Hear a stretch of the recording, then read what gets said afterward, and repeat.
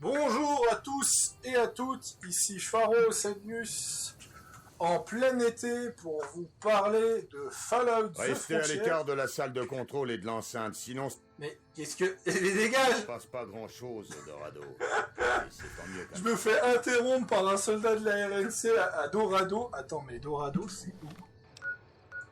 Attends, mais Dorado, c'est pas genre super loin en plus de souvenir? Ouais, probablement.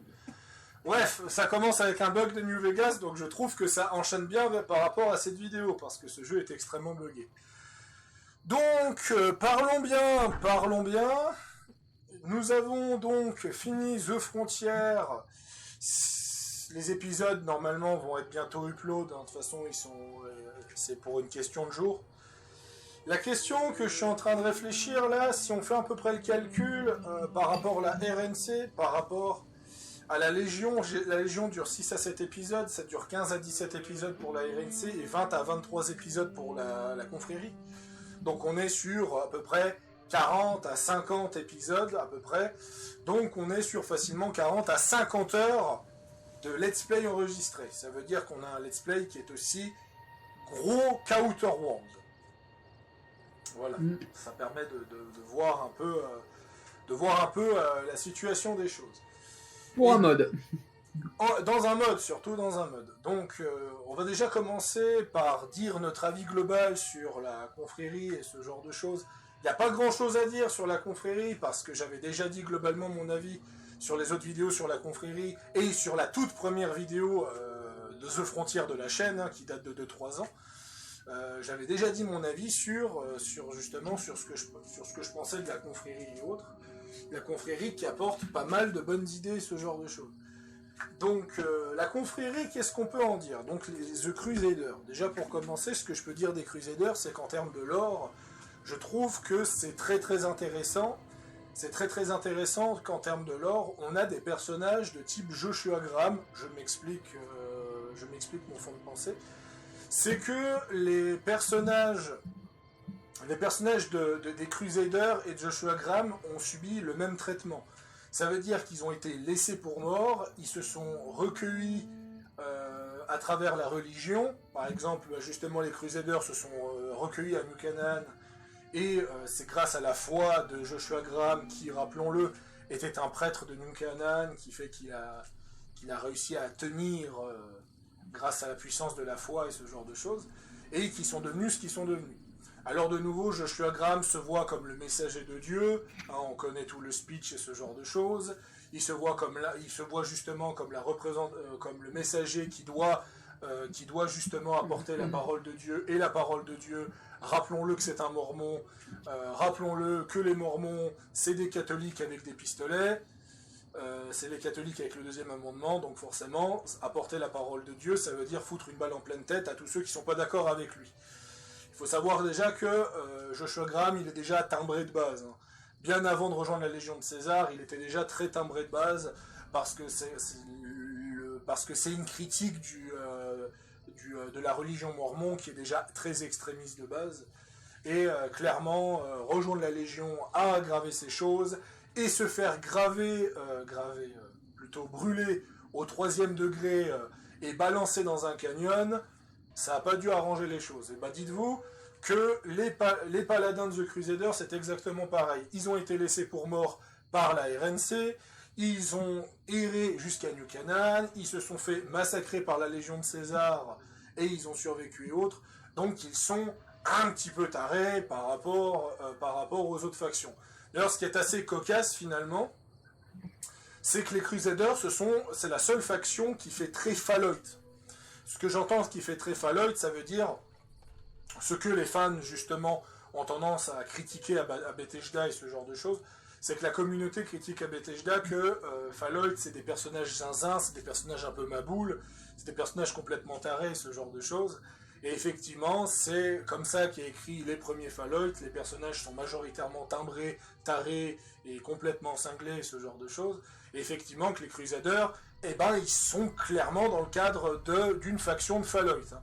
C'est clairement une faction de Fallout, ils sont complètement tarés, ça c'est clairement, on est clairement dans le bon truc. contrairement aux exilés de la RNC qui, eux, offrent une très bonne écriture, mais n'ont pas l'archétype de Fallout d'être complètement taré et ce genre de choses. Je veux dire, les exilés de la RNC pourraient être dans un métro, ou dans un Stalker, ou même dans un Atomic Heart, que ça ne choquerait personne. D'ailleurs, Atomic Heart, qui sont aussi vachement timbrés quand on y réfléchit. Donc voilà, ce que je veux dire par rapport à ça, c'est que c'est pas un mal, c'est pas un mal. La totalité des factions de Fallout ne sont pas tarées. Je veux dire, la RNC de Fallout New Vegas n'est pas tarée. La confrérie, elle l'est quand même un petit peu dans New Vegas.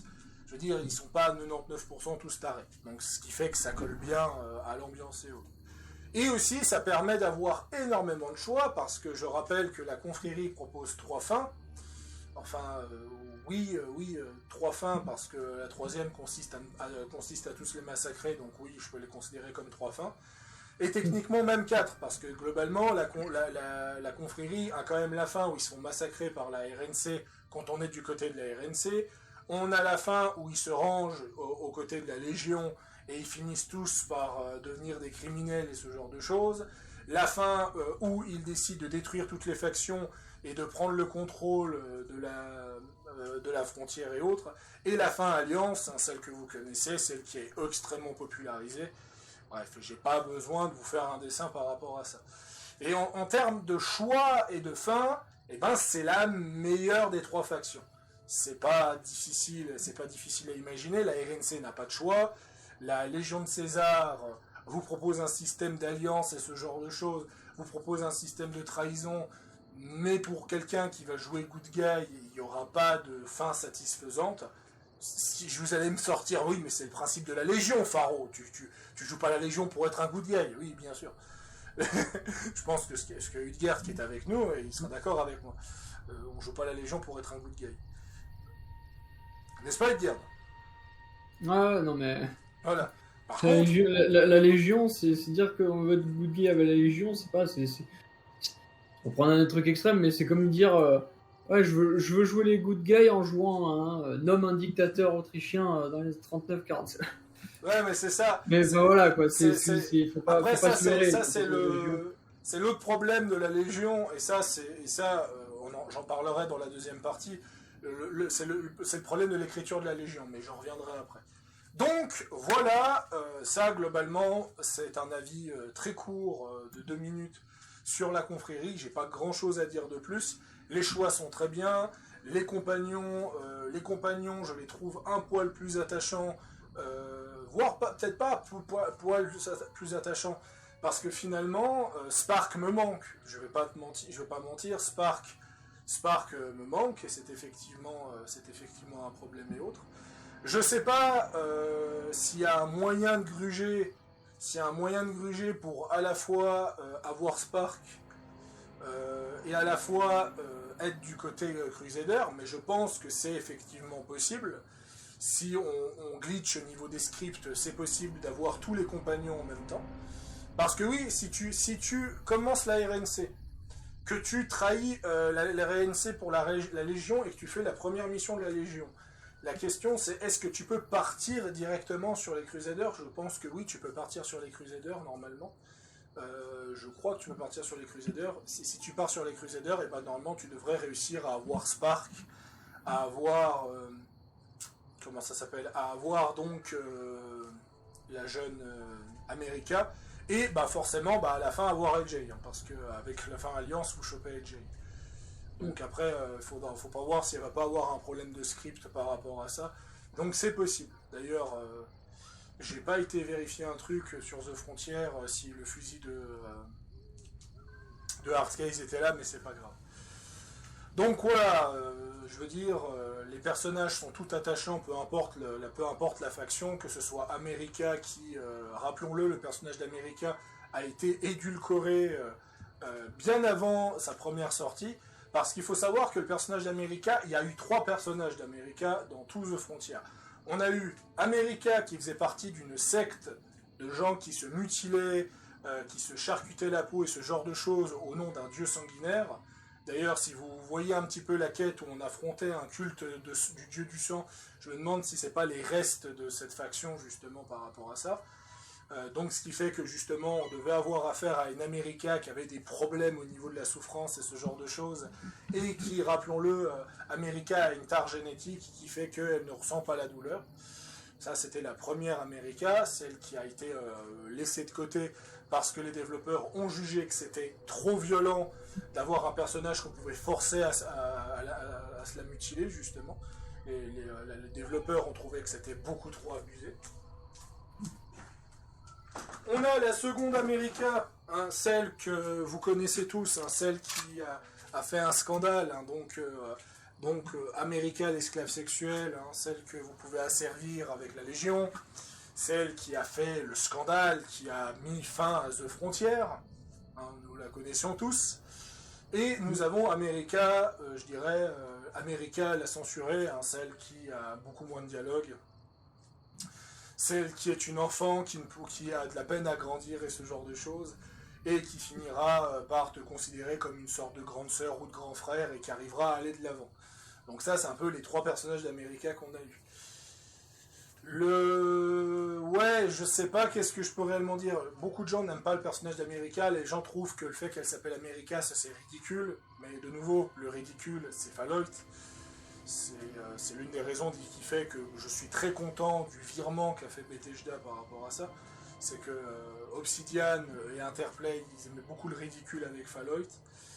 Donc je peux pas réellement juger. Je peux pas réellement juger au niveau de l'écriture d'America et ce genre de choses.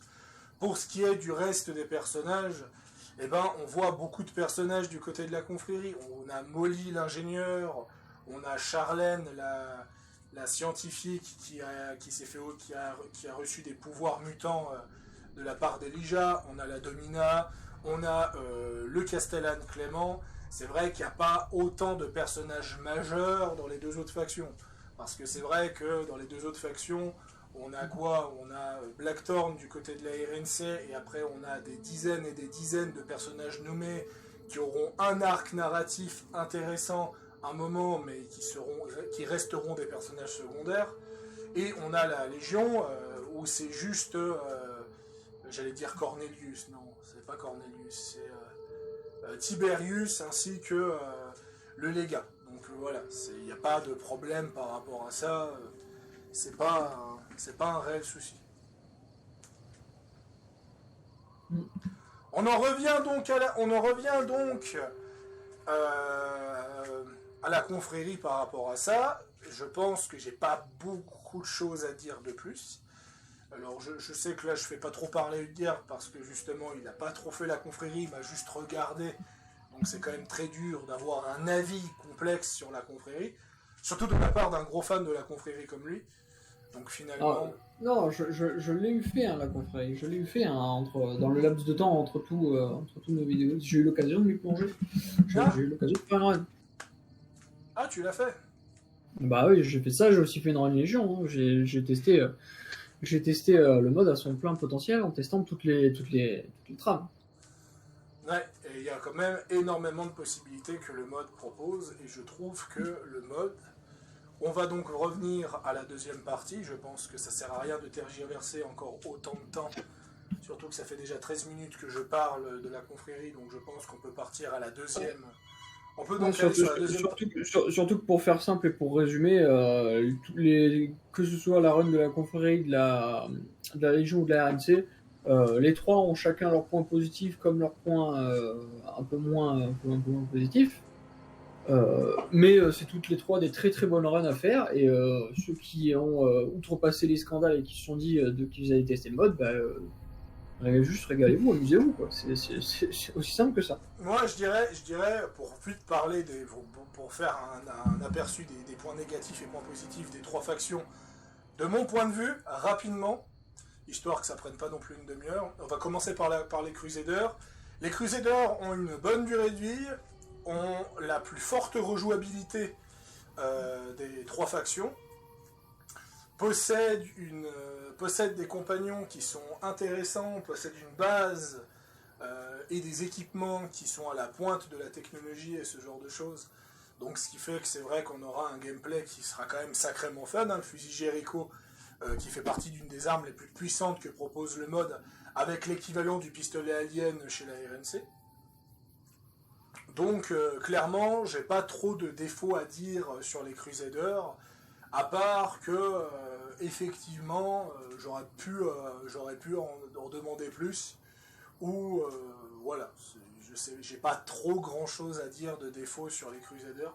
Il n'y a pas quelque chose qui m'a gêné dans les Crusaders. Voilà. Éventuellement, j'aurais peut-être préféré avoir un compagnon un peu plus mature qu'America, vu qu'America est un compagnon qui est très immature, mais je trouve encore que ça me dérange pas. Ça me dérange pas vu qu'on est un peu le... Vu que America sert surtout, c'est plus une espèce d'adolescente adulte qui doit découvrir un peu les vrais problèmes du monde et autres. Surtout que c'est le seul personnage, c'est le seul personnage que tu peux véritablement laisser mourir. Bon, je sais que Jake, tu peux aussi la laisser mourir, mais c'est plus symbolique et ce genre de choses. Et il me semble qu'il y a un choix pour abattre Spark. Donc voilà, en termes de choix et de possibilités, il n'y a pas de souci là-dessus. Qu'est-ce qu'on a pensé de la confrérie? Quels sont tes points positifs et points négatifs? Bah déjà, point positif, je trouve que ne serait-ce que la façon dont ils ont amené la confrérie dans The Frontier, je trouve que ça apporte une belle bouffée d'air frais par rapport à ce qu'on a connu de la confrérie. Elle est assez tout en restant la confrérie, elle est quand même assez atypique et ça fait plaisir à voir de voir vraiment une scission présente un petit peu comme étaient les Outcasts à l'époque de Fallout 3. De voir vraiment une scission avec le chapitre actuel du jeu. Donc je trouve ça vraiment, vraiment sympa, tu vois. Après, il y a des plus comme il y a des moins, tu vois, dans le sens où quand tu regardes certaines technologies, plus que de les garder, alors que ça pourrait leur être utile, ils veulent les détruire, tu vois. Oui, comme la station. Voilà. Parce que c'est quand même une faction qui se dit quand même un minimum dominante dans la frontière. De toute façon, c'est une des factions, je veux dire, quand tu vois, ils ont quand même un beau centre d'opération, tu vois, ils ont quand même pas mal de moyens. Si s'était vraiment donné la peine, ils auraient pu, je pense, mener une expédition à la manière de ce qu'on fait, ce qu'on fait dans la campagne de la RNC, sous un autre contexte scénaristique peut-être. Bref, ils auraient s'ils avaient trouvé un moyen, ils auraient pu mener une expédition pour essayer de récupérer la station. C'est vrai que là, on sent que c'est un problème de développement. On sent que la partie de la station, elle avait été très décriée par les développeurs et autres. Surtout le côté très survival horror de la station et ce genre de choses.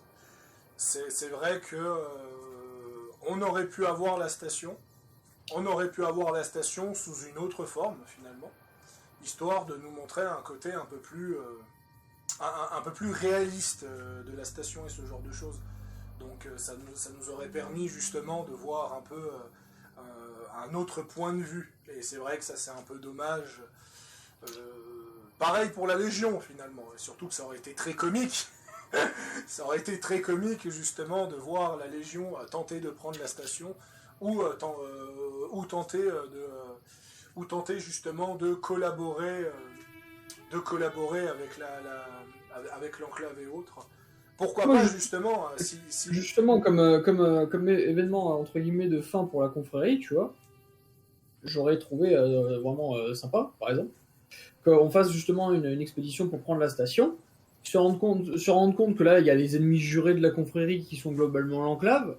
Donc ça aurait donné une petite bataille relativement sympathique entre la confrérie et l'enclave, ce qu'on n'a pas eu globalement depuis Fallout 3. Oui. Cette nostalgie me manque un petit peu.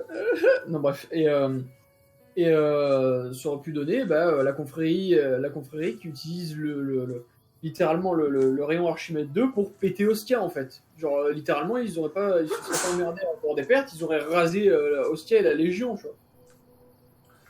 Et c'est vrai que c'est le souci, cette station et l'enclave, c'est un problème. J'en reviendrai après, mais c'est un problème que possède The Frontier. Quand je dis un problème que ce soit pour les développeurs et que ce soit pour les joueurs, le conflit de la station spatiale est quelque chose qui a fait couler beaucoup d'encre, mais ça j'en parlerai après. Donc on se retrouve avec la Légion. Qu'est-ce que j'ai pensé de la Légion et qu'est-ce que je n'ai pas aimé dans la Légion? Déjà pour commencer, beaucoup de choix au niveau de la Légion, mais un parti pris qui m'agace au niveau de la Légion, c'est qu'il y a des quêtes secondaires que je n'ai pas faites et que je me suis renseigné plus tard, qui sont obligées de finir mal. Les développeurs ont quand même ce sentiment de mépris de la Légion, qu'ils ont un mépris de la Légion et ce genre de choses, et qu'il faut se moquer de la Légion, comme par exemple une série de quêtes où tu dois justement renforcer les troupes de la Légion, et en fait c'est soit ils deviennent fous et ils se font exécuter par César, soit ils se font tuer parce qu'ils refusent d'utiliser de la technologie. Donc t'as quand même ce running gag que peu importe le choix que tu fais, ils crèvent comme des merdes. Et c'est vrai que c'est un peu dommage que pour une fois qu'on aurait pu avoir un point de vue de la Légion qui n'était pas ironique, qui n'était pas sarcastique et ce genre de choses, ça je critique un peu ouvertement ce problème au niveau de la Légion. Et je me dis que quitte à proposer des choix pareils, je trouve aussi dommage qu'il n'y ait pas un moyen de prendre le contrôle de la Légion aussi.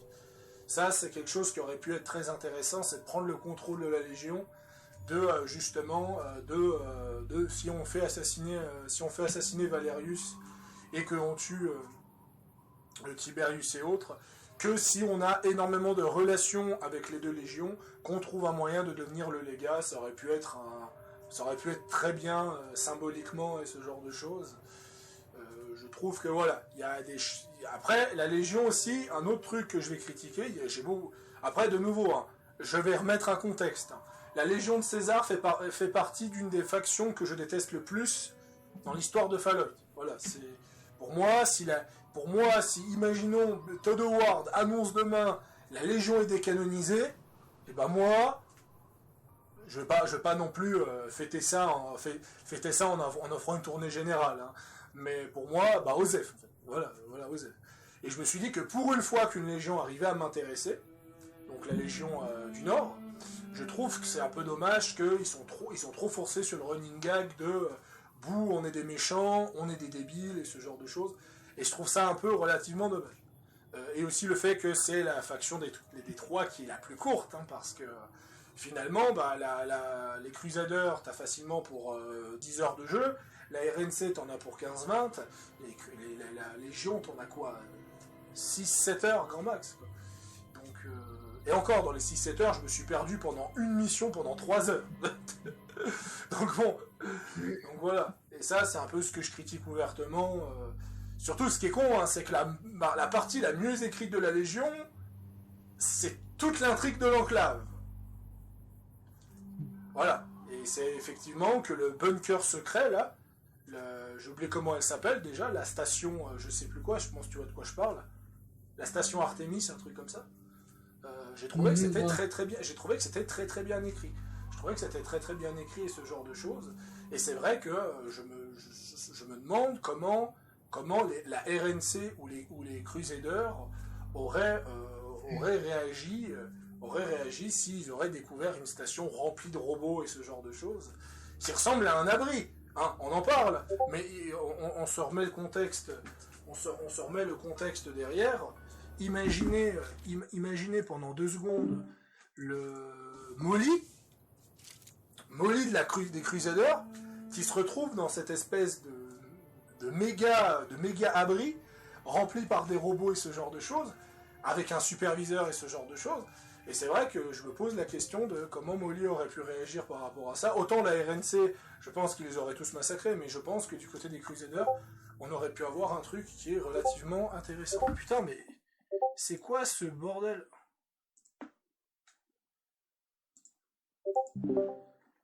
Ah merde, j'ai fait un misclick. Bravo champion, tu t'es mis de toucher. Voilà, mais je voulais couper le son de Discord pour éviter que ça me dérange pour la vidéo et je me suis trompé. Bon, je me suis mute comme un con. Donc voilà, excusez-moi de ce désagrément, on va pas recommencer, on a déjà 25 minutes, on va pas recommencer pour des conneries comme ça. Donc voilà. Du côté de la Légion, je sais pas réellement quoi en penser. Il y a des bons points. Il y a des bons points. Par contre, c'est pas parce que là j'ai l'air de déprimer. Il y a des bons points. Comme j'ai dit, la Légion propose pas mal de fins, notamment une fin où on peut trahir la Légion pour dominer la frontière avec Tiberius, comme une fin où la faction elle est pulvérisée, ce genre de choses. D'ailleurs, c'est ça qui est quand même assez cocasse, hein. C'est que finalement, la Légion, c'est la seule faction qu'on peut trahir aussi, d'ailleurs. Parce que du côté de la RNC, tu ne peux pas te ranger discrètement du côté de Tiberius pour détruire la RNC, comme tu ne peux pas, comme tu ne peux pas détruire ouvertement la confrérie, même si tu as une mauvaise fin, hein, où la confrérie est détruite, mais tu n'es pas responsable, hein, tu n'es pas responsable, c'est parce que c'est une fin parce que tu as échoué. C'est un échec ending. C'est pas une evil ending où tu trahis la domina pour la RNC. Non, c'est que tu as échoué. C'est différent. Donc, globalement, je ne sais pas trop quoi penser de la Légion en elle-même, parce que je trouve qu'elle a du potentiel. Je vais certainement vouloir la refaire un jour, la Légion. Et ouais, c'est... Vraiment, je suis bluffé que l'équipe de modding a réussi à me faire quand même aimer une Légion. Et toi, Edgar, qu'est-ce que t'en penses? Qu'est-ce que je pense de quoi exactement? De la Légion. La Légion, en soi, comme tu l'as dit, il y a vraiment des trucs sympathiques, tu vois, du coup, notamment... la vision en fait de la Légion du Nord, qui est une légion un peu plus ouverte en fait, qui s'éloigne un petit peu des préceptes de César et qui s'ouvre un peu plus, ce qui fait que en fait c'est pas juste 3 connards avec des machettes, c'est vraiment une force militaire qui en impose. On en veut pour preuve le début de la campagne de la RNC. Et ça, de la campagne de la RNC, pour remettre dans le contexte, il y a un immense assaut de la RNC qui est lancé pour secourir le courrier. Dans l'immense assaut, il y a des vertiptères, il y a des tanks, il y a toute une armée en fait qui est envoyée en assaut frontal carrément pour essayer de sortir le courrier de là. Et il y a une bonne partie des forces aériennes de la RNC et même des soldats en global qui se font tarter la gueule, ne serait-ce que par leur défense. Et après, c'est des combats assez énervés dans les rues. On voit vraiment que ils ont appris des erreurs entre guillemets de la Légion de César et ils se sont réellement militarisés quoi, pour le coup. Et ça, le souci ne vient pas de The Frontier, le souci ça vient d'Obsidian. Parce que dans le lore d'Obsidian, la Légion de César est censée être très proche de la Légion du Nord. Tactique militaire brute, embuscade et ce genre de choses, guerre psychologique.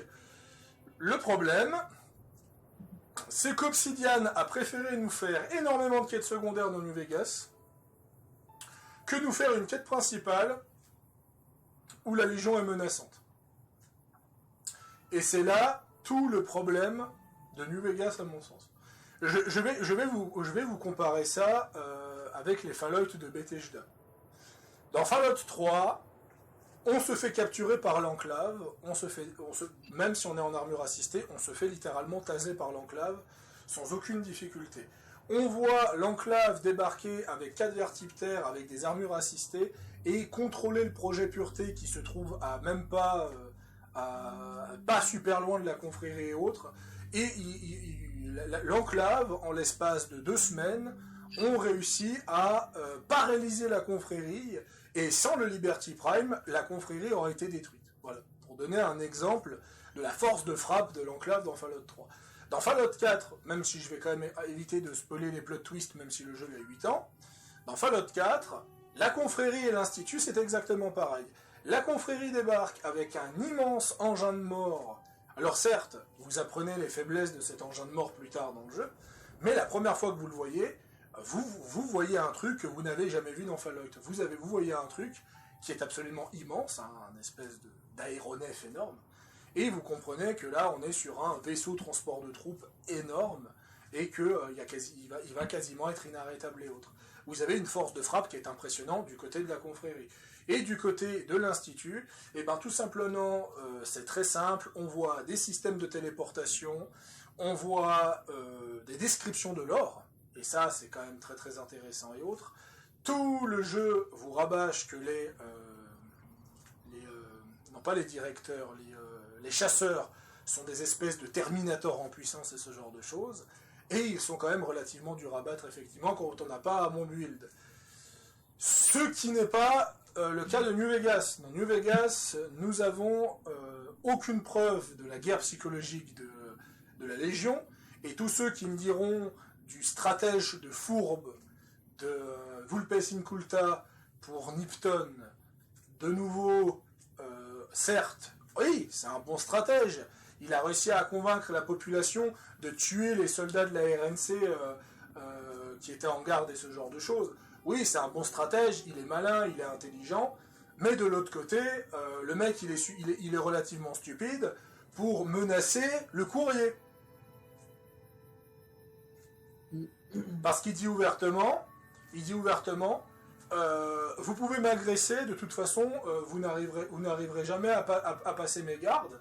Je me suis dit, comment on est arrivé à un moment dans le jeu où on peut menacer de mort la confrérie, hein, quête de Véronica, menacer la confrérie de tous les égorger et ce genre de choses, ce qui fait que tu as littéralement des soldats en armure assistée complète qui vont jusqu'à fuir, mais qu'il n'y a aucun moyen de menacer Vulpes Inculta, alors que le mec est littéralement protégé par des gardes en jupe avec des machettes.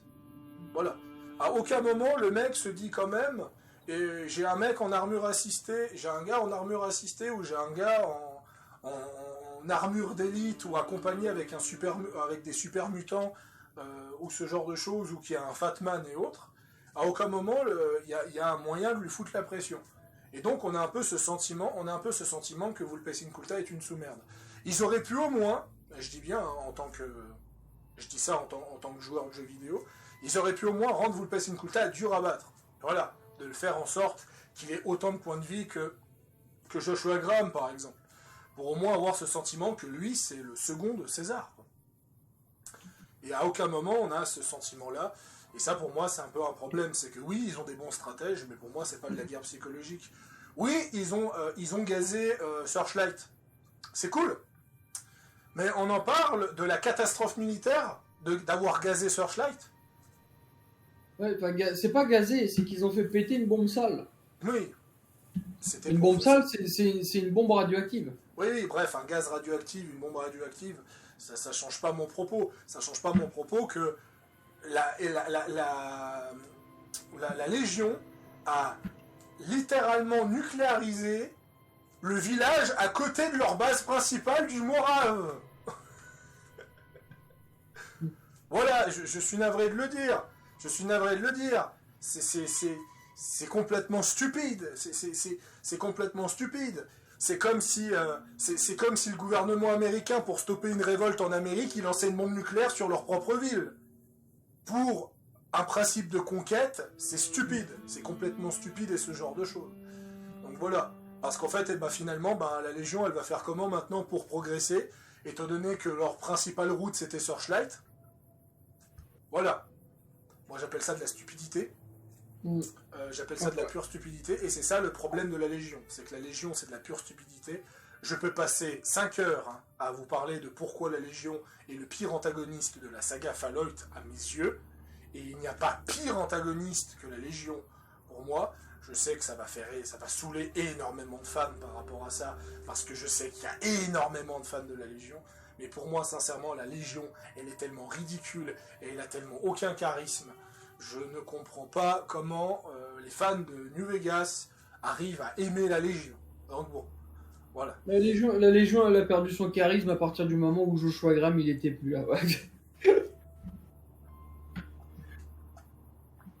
Après, le principe de la Légion en elle-même, un groupuscule qui va commencer à fédérer des tribus et qui va commencer à servir des tribus de force, c'est cool. Le problème, c'est que c'est une question de morale. C'est une question de morale et ce genre de choses. Oui, tu peux alimenter ton armée par la terreur, mais à partir d'un moment où tu affrontes des mecs en armure assistée, tu affrontes des mecs qui peuvent littéralement abattre tes troupes à plus de 1000 à 2000 mètres avec des snipers et ce genre de choses. Et rappelons-le que dans le lore, la RNC est quand même censée avoir des tanks et des vertiptères lourds. À aucun moment, la Légion de César avec des machettes et des lances, ils aient pu progresser aussi loin sans que les autres factions aient pu faire quelque chose. Et j'ai un peu de peine à croire qu'il n'y ait aucune faction de type famille Wright, donc des factions armées d'explosifs, Boomer et ce genre de choses, qui n'ont pas terrorisé la Légion juste en leur tirant dessus et ce genre de choses. Et pour moi, c'est ça un peu le problème, c'est que la foi envers César, elle est beaucoup trop surexagérée, surtout de la part d'un mec qui refuse toute technologie et qui possède un gant à décharge comme arme principale. Voilà. C'est littéralement le vegan qui mange des steaks de chevaux chaque midi. Pour dire la stupidité. Donc voilà, bref. Fermons la parenthèse Légion, parce que sinon on est encore là demain. Donc pour se retrouver avec la dernière et ultime parenthèse, la parenthèse RNC. Donc la RNC, c'est pas compliqué, la RNC a des défauts. Hein. Elle a des défauts monstrueux, et je peux vous comprendre que vous n'avez pas aimé la RNC. On parle d'une quête principale de 10-15 heures scénarisée, un petit peu, elle est scénarisée comme un Atomic Heart, comme un Stalker, ou comme vulgairement une campagne de Call of Duty, et je peux comprendre que ça a posé problème. Mais sincèrement, à quel moment vous vous y attendiez pas ? Je vais être honnête avec vous.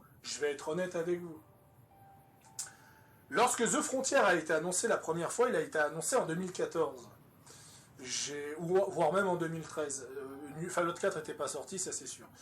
Et quand je parlais avec un vieux pote avec qui je suis plus ami, et puis il me disait « Ouais, toi, il t'intéresse The Frontier ?» Et moi, je lui dis « T'as vu le speech ?»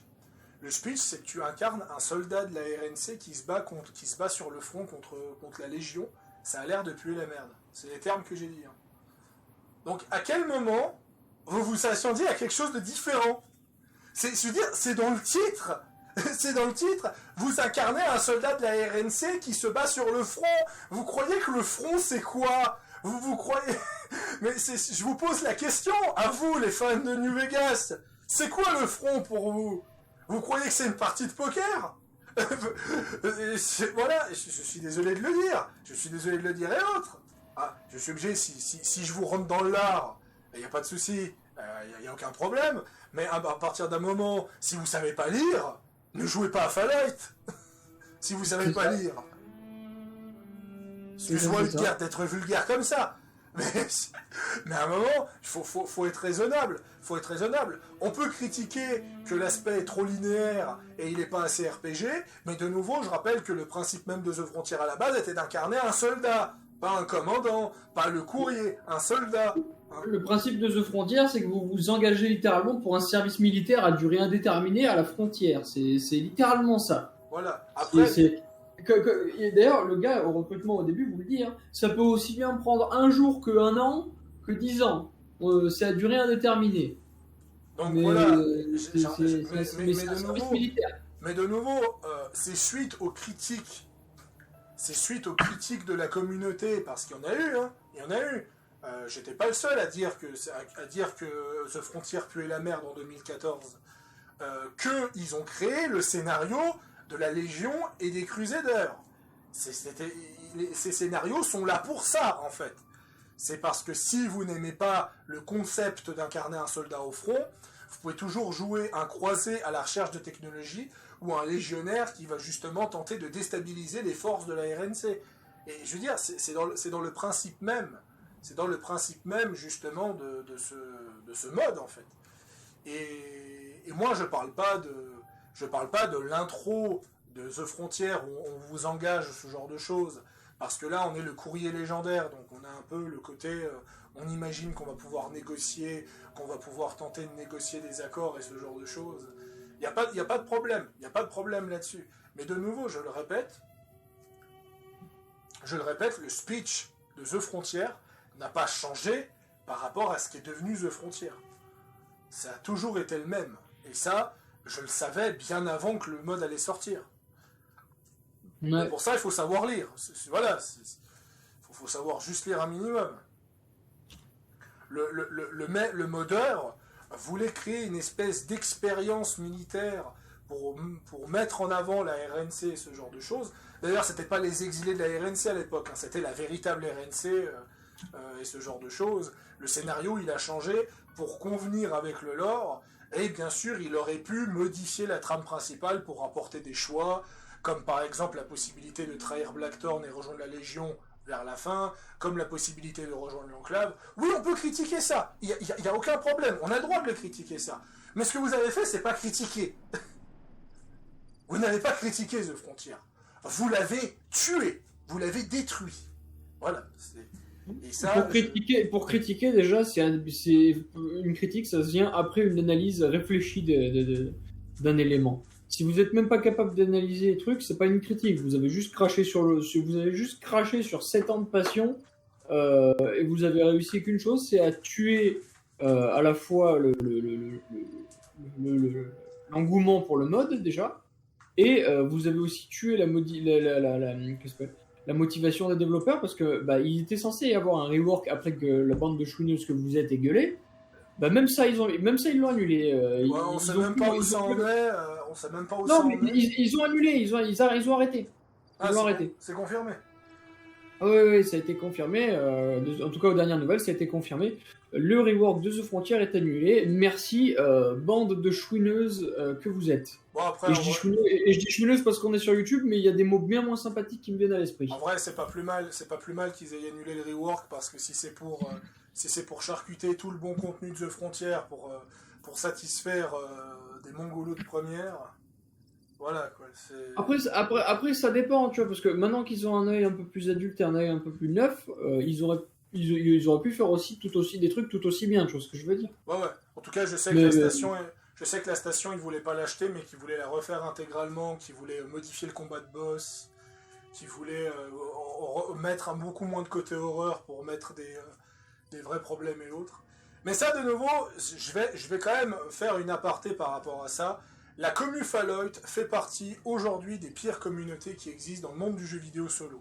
Je précise bien, dans le monde du jeu vidéo solo, ne me sortez pas la communauté de For Honor, d'Overwatch, ou même encore de Call of Duty et de Fortnite, je sais qu'elles sont pires. Mais clairement, là, on parle de communauté solo, et je peux vous dire que j'ai traîné dans les communautés solo, j'ai traîné sur les groupes Mass Effect, j'ai traîné sur les groupes Assassin's Creed. Oui, Assassin's Creed, Mass Effect et Fallout, ils doivent se partager le top 3 des pires communautés qui existent dans le monde du jeu solo. C'est absolument incroyable. Que ce soit Assassin's Creed, où chaque opus qui sort, le jeu se fait chier comme pas possible, notamment du côté francophone, à cause de certains youtubeurs. Si vous me suivez depuis un moment, vous savez très bien de quel youtubeur je parle en particulier. Je n'en parlerai pas, je ne vais pas m'amuser à dire son nom, parce que je ne veux pas lui faire un buzz par rapport à ça. Pour ce qui est de Mass Effect, le scandale de Mass Effect 3 et le fait que les gens ont assassiné Mass Effect Andromeda avant de jouer à Andromeda. Alors après, je reconnais que Andromeda sur sa sortie était pas terrible et souffrait de beaucoup de problèmes, mais ça n'empêche pas que le jeu avait déjà été assassiné avant le premier retour. Voilà, personne n'avait le jeu. Le premier trailer, les gens disaient déjà que c'était de la merde. Donc bon, voilà. Donc la communauté Mass Effect et la communauté Assassin's Creed, elle est pas mal. Mais on va pas se mentir, la communauté Fallout, il faut qu'on discute un petit peu là. Ça fait combien de temps que vous gueulez là? Vous voulez savoir combien de temps ça fait? Ça fait 15 ans. Ça fait 15 ans que Fallout 3 est sorti. Je pense qu'à un moment, il faudrait peut-être que vous acceptiez que Fallout a été racheté par Bethesda, et qu'à un moment, il faut arrêter de chier comme ça sur les développeurs ou ce genre de choses. Je rappelle juste une chose, au cas où les gens avaient oublié une chose.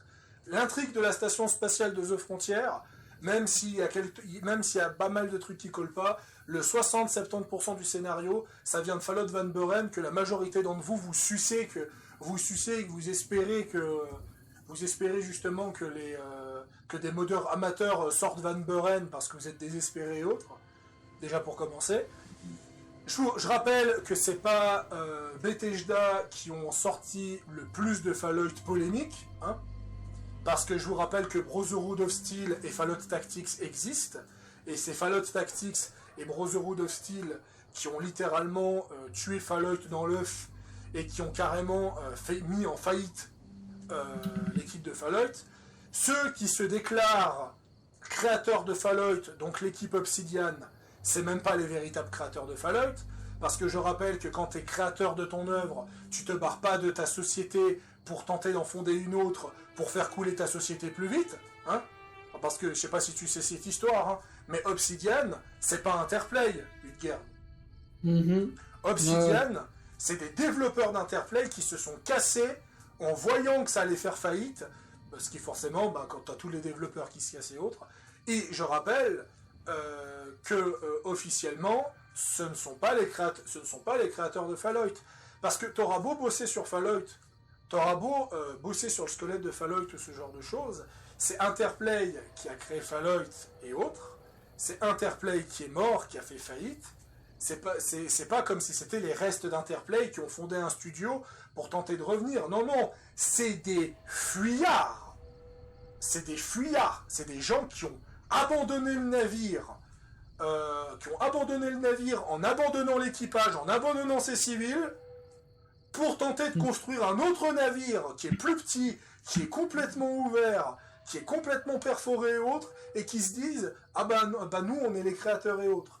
Si je me base sur l'écriture de Bethesda, sur l'écriture du lore, tout et tout, c'est Brian Fargo qui aurait posé les bases de Fallout. Et Brian Fargo, il s'est barré à l'époque de Fallout 2, ce genre de choses, et il a fondé son propre studio maintenant, qui s'appelle Inxile, et qui a fait le super Vasteland, que je vous conseille tous. Un excellent jeu. C'est lui, le vrai créateur de Fallout. C'est lui qui a posé les bases à ce genre de choses.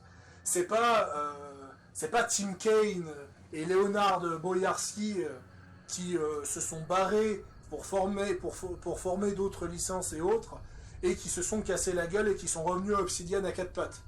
Parce qu'on rappelle, Tim Kaine notamment, il a bossé sur Vampire the Masquerade fait par Troika Games. Super jeu, j'ai pas de critique à dire. Mais les mecs, ils ont plus le talent pour faire un Fallout. Et si vous croyez que je suis juste un haineux qui verse ma haine, vous avez juste à lire l'avis d'Outer World. Vous savez comment je défends Outer World maintenant. Il n'y a pas de souci. Mais Outer World, il s'est fait défoncer la gueule à sa sortie. Et voilà. Parce que la vérité, c'est que c'est Chris Avlon qui avait écrit New Vegas. C'est Chris Avlon qui avait écrit Fallout 2. Certes, Chris Avlon, il me semble pas qu'il a écrit Fallout 1 par contre. Et ça se ressent. J'ai rien contre Chris Avlon et autres. Et Chris Avlon a même avoué sur Twitter il y a quelques années que c'est les développeurs d'Obsidian qui refusaient de patcher les bugs sur New Vegas parce qu'ils voulaient prouver, enfin, c'est pas les termes qu'il a dit, hein, il a plutôt dit qu'il voulait rajouter énormément de contenu jusqu'à non plus finir. Moi j'appelle ça plutôt d'essayer de prouver à Bethesda qu'ils étaient meilleurs qu'eux. Oui, bravo. Bravo, bravo, selon la majorité selon la majorité gueulante, New Vegas est le meilleur Fallout. Pourquoi je dis la majorité Fallout et pas la majorité silencieuse? Parce que si la majorité silencieuse préférait jouer à New Vegas que Fallout 4, il n'y aurait pas 22 000 personnes sur Fallout 4 et 6 000 personnes sur New Vegas. Voilà, c'est tout. À un moment, voilà, il faut dire les termes. Faut dire les termes et ce genre de choses. Je sais qu'on va me sortir des arguments. Et sans mauvaise blague, il faut dire les termes, il faut rendre à César ce qui est à César. Voilà, il faut rendre à César ce qui est à César. Les gens, ils vont critiquer. Les gens peuvent critiquer 76. Parce que ça, c'est l'argument facile de la communauté Obsidian. C'est défoncer 76. Oh là là, 76, il pue la merde et ce genre de choses. Déjà, je vais vous dire des choses sur 76 que vous devez peut-être être au courant, déjà, pour commencer. Déjà, de 1, c'est un nouveau studio qui a fait 76 qui s'appelle Bethesda Austin. Ce n'est pas Bethesda Maryland. Donc déjà, ce n'est pas le Bethesda de Fallout 4 et de Fallout 3 qui ont fait qui ont fait 76 pour commencer, ce sont des débutants, hein, voilà, leur premier jeu, ce genre de choses. Et déjà de 1, beaucoup de gens vont commencer à dire que Todd Howard a détruit Fallout avec 76. En quoi il l'a détruit? Todd Howard vous a dit que c'était un jeu de survie où il n'y avait pas de PNJ parce que tout le monde était mort. Et vous avez pulvérisé 76 parce qu'il n'y avait pas de PNJ. Non mais littéralement, c'est littéralement le végétarien qui va manger un steak saignant et qui va critiquer au cuisinier que c'est un steak saignant. Je suis désolé, mais apprenez à lire. Je le répète encore une fois, apprenez à lire. Vous pouvez ne pas être d'accord sur l'avis de 76. Vous pouvez dire que 76 puait la merde à sa sortie et que maintenant il est largement mieux. C'est un autre sujet, ça. C'est un autre sujet. La majorité des gens qui ont dit que 76 puait la merde, c'est des gens qui disaient que 76 n'était pas un Fallout parce qu'il n'y avait pas d'aspect RPG. Mais de nouveau, en quoi Fallout est obligé d'avoir un aspect RPG? Je veux dire, Brotherhood of Steel n'avait pas d'aspect RPG. Tactics, l'aspect RPG était extrêmement mis en retrait. Fallout Extreme n'avait pas d'aspect RPG non plus. Et le MMO Fallout qui était prévu devait pas non plus avoir d'aspect RPG. Est-ce qu'il y a un aspect RPG dans Fallout Shelter? Voilà. C'est un spin-off. Fallout 76, c'est pas Fallout 5. Je vois pas pourquoi il devrait avoir du RPG dans Fallout 76. Ça a jamais été annoncé, ça a jamais été prévu. Ça n'a jamais voulu être un RPG, ça devait être un jeu de survie. Vous êtes les mêmes personnes, qui se plaint ouvertement que qui va pas dans certains jeux. Je veux dire, dans Conan Exile, il n'y a pas de PNJ non plus. Le jeu est considéré comme un chef-d'œuvre, est considéré comme l'un des meilleurs jeux de survie. Dans V-Rising, il n'y a pas de PNJ important non plus. La majorité des PNJ veulent te tuer, ce genre de choses, et c'est des boss et autres. C'est le principe d'un jeu de survie, les gars. Un jeu de survie. Et vous savez ce que c'est? Excusez-moi, de nouveau, je m'excuse devant toi, Udgard, que je pète un plomb. Mais là, franchement, la dernière fois, je me suis retenu, parce que c'est Udgard qui vous défonçait la gueule il y a 2-3 ans en arrière. Maintenant, c'est à mon tour. Faut dire les termes. Faut dire les termes. Je crois que c'est comme ça que je vais finir. Je crois pas que je vais appeler ma vidéo à vie. Je vais plutôt dire je dis les termes. C'est ça. Donc voilà, globalement c'est ça. Et Fallout 3 a sauvé la licence, et ça, que vous soyez pas d'accord ou pas, ça change rien. Que des gens s'amusent à dire que Fallout 3 est meilleur que Fallout 4, c'est leur droit. Ils ont aucun problème là-dessus. Aucun problème là-dessus. Que les gens critiquent que Fallout 3 a des incohérences. Alors, je ne vais pas citer toutes les incohérences de New Vegas, mais les gens qui trouvent scandaleux que Megaton n'a pas de ferme, alors que rappelons que c'est une terre radioactive absolument impossible à vivre, et que la seule raison de pourquoi les gens vivent à Megaton, c'est parce que c'est un puits d'eau. Hein, rappelons-le. Un puits d'eau purifié, hein, justement. C'est l'un des seuls puits d'eau purifiés de toute la zone, et ce genre de choses. Par contre, ça ne pose pas du tout de problème que la Légion de César arrive à tenir tête à la confrérie de l'acier ou la RNC, alors qu'ils sont absolument équipés comme de la merde et autres, et que dans n'importe quel... Je veux dire, juste comme ça, même si vous êtes à 10 contre 1, vous tuez comment un mec de la confrérie avec des machettes?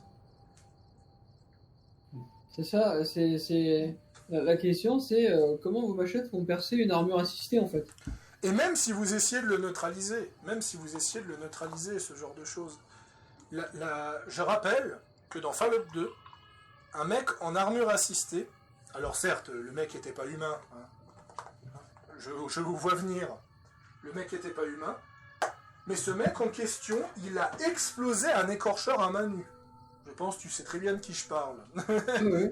Voilà. Ouais, puis, je sais pas, dans le lore, c'est quand même décrit que les armures assistées, c'est un char à l'échelle d'un être humain. C'est donner la puissance d'un char à la mobilité d'un soldat d'infanterie. Ça résiste à des tirs de lance-roquettes, ça peut ouvrir du blindage de char comme on ouvrirait une boîte de conserve. Qu'est-ce que vous voulez foutre contre ça avec des machettes, les gars? Si vous voulez flinguer une armure assistée, il faut des armes laser ou des armes anti-char. Rappelons que dans le lore, l'Alaska allait tomber aux mains des Chinois sans l'armure assistée.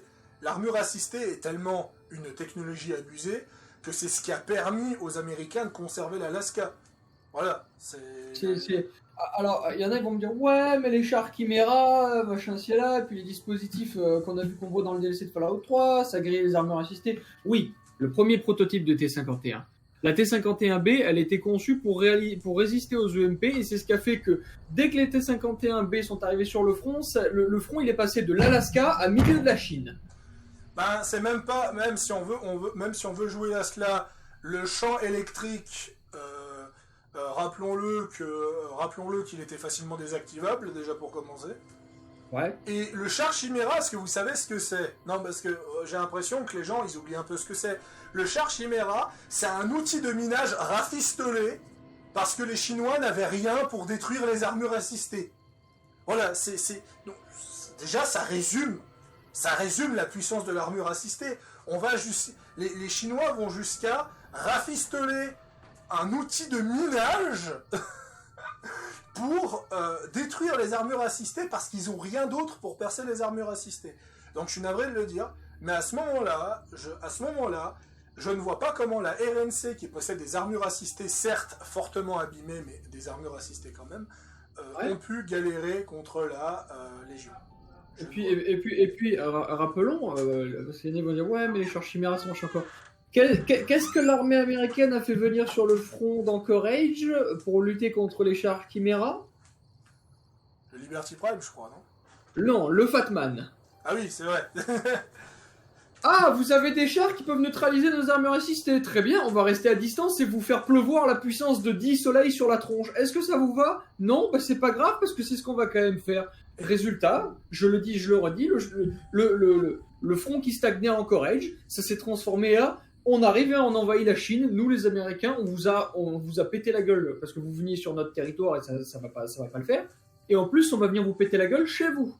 Ça s'est passé comme ça. Et si la guerre, elle avait continué, vu que les Chinois n'étaient pas trop versés armure assistée, je pense qu'ils se seraient clairement fait poutrer la gueule. Après, on sait pas. Hein, ils auraient très bien pu inventer une technologie qui aurait pu mettre à mal les armures assistées. On voit ce qu'a réussi à faire. On voit comment ils ont réussi. Ce qu'a réussi à faire l'Enclave, notamment dans Fallout 3 et leur technologie et autres. On voit comment la Hellfire, qui est un monstre de blindage. Hein, ah oui, l'armure Hellfire, on l'appelait aussi l'armure du démon noir. Hein, c'est pas. Voilà. Ouais, faut pas oublier par rapport à la Hellfire. Il y a 76 qui a quand même sous-entendu. Ils ont quand même fait le sous-entendu d'une armure assistée chinoise. Alors de nouveau. Est-ce que c'est un pur fantasme cosmétique ou est-ce que c'est Bethesda qui sous-entendait qu'il voulait donner une armure assistée? Ils ont fait le sous-entendu d'une armure assistée Liberty Prime aussi, tu vois ce que je veux dire? Oui, voilà, donc ouais, ça peut très bien être un skin et autre. Mais voilà, c'est pour dire, la communauté Obsidian qui chie sur Fallout est une minorité. Il y a de plus en plus de gens qui aiment Fallout 4, il y a de plus en plus de gens qui aiment Fallout 3. Et je pense qu'à ce moment, sincèrement, je critique pas New Vegas. New Vegas reste un excellent jeu, je dis pas. Mais à un moment, il faut accepter ce qui sort et ce genre de choses. Ça sert à rien et autres. Et franchement, quand on voit comment la communauté New Vegas a traité The Frontier, je pense sincèrement que l'équipe de The Frontier, si elle se reforme, ça sera pour bosser un mode sur Starfield. Et je pense que tu ne les reverras plus bosser sur un Fallout. Ah, mais c'est sûr, vu comment ils se sont fait chier dessus, ça les a dégoûtés. Hein, mais ouais, clairement, ça donne pas réellement envie. Et pour Fallout London, alors je dis pas que le projet va mal, mais si Bethesda fait que d'engager des développeurs de Fallout London, il y aura plus beaucoup de gens sur le projet. Voilà, parce qu'ils ils arrêtent pas de recruter des gens de Fallout London et autres. Donc voilà, ça c'était mon coup de gueule. Je tiens à m'excuser de ce coup de gueule énorme par rapport à la commu Fallout, par rapport à The Frontier et autres. Malheureusement, je pense que c'est cuit. Je pense honnêtement que le projet The Frontier ne pourra plus aller aussi loin. Je crois que ça sert à rien de s'exciter, ça sert à rien d'imaginer la chose et autres, mais juste comme ça, Je rappelle juste que The Frontier, c'est une centaine d'armes. C'est facilement 50 à 60 armures. C'est 40 à 50 quêtes secondaires. C'est une trame principale plus longue que New Vegas. Hein, parce que je rappelle juste que la trame principale de la voie neutre de New Vegas, elle dure 2 heures. Voilà, c'est... Non, clairement... c'est du gâchis. C'est du gâchis. C'est du gâchis que le mode a été abandonné parce qu'ils ont subi trop de pression et autres. Parce que oui, on n'a pas l'impression, mais derrière, c'est des humains. Hein, c'est pas des super mutants, hein, c'est des humains derrière. Et clairement, je sais que des gens peuvent se montrer susceptibles. Je le sais, je suis très susceptible. Et malheureusement, c'est la vérité, c'est que New Vegas avait du potentiel, mais Obsidian a fait beaucoup d'erreurs. Et je trouve que aujourd'hui, Obsidian a trop l'immunité diplomatique de la part de sa communauté. Ça veut dire qu'Outer World a fait énormément de bruit, a fait scandaliser la communauté et autres, mais pas tant que ça finalement. Parce que je suis tombé quand même sur énormément de défenseurs en disant « Ouais, mais le prologue d'Outer World, il a plus de choix que tout Fallout 4 réuni !» Ouais, oui, Billy, bien sûr. Oui, bien sûr, Fallout 4 qui propose plusieurs choix dans l'Institut, plusieurs choix dans la confrérie, plusieurs choix dans le réseau du rail, et même la possibilité milicien et ce genre de choses, sans oublier les quêtes secondaires qui proposent 5 à 6 fins différentes, même si ces quêtes sont rares dans Fallout 4. Non, c'est un moment, je pense que je suis persuadé que la majorité des gens qui chient sur Fallout 3, qui chient sur The Frontier et qui chient sur Fallout 4 ont soit fait le jeu une fois, avec une seule fin, soit n'ont jamais joué au jeu tout court. Voilà. Après, j'ai constaté qu'on entend de moins en moins de gens cracher sur Bethesda. Hein. Bizarrement, moins en moins de gens crachaient sur Bethesda par rapport à Fallout, depuis le rachat de Microsoft. Les gens sont même persuadés que Microsoft va redonner la licence à Obsidian. Alors, vous savez comment je peux vous dire que ça n'arrivera pas ? Vous avez vu le trailer d'AOWOD ? T'as vu le trailer d'AOWOD ? Ouais. Et qu'est-ce qui était frappant avec le trailer d'AOWOD ? C'est qu'il avait les graphismes d'Outer World. Donc ça veut dire un jeu à petit budget. Ça veut dire quoi tout ça ? Ça veut dire que Microsoft ne fait pas confiance à Obsidian. Et comment tu peux faire confiance ? Je veux dire, regardez les jeux que Microsoft a financé chez Obsidian. Pentiment, un jeu indé en 2D. Grounded, un jeu cartoonesque de survie. Et tiens, paradoxalement, le concurrent de Septantis. Voilà.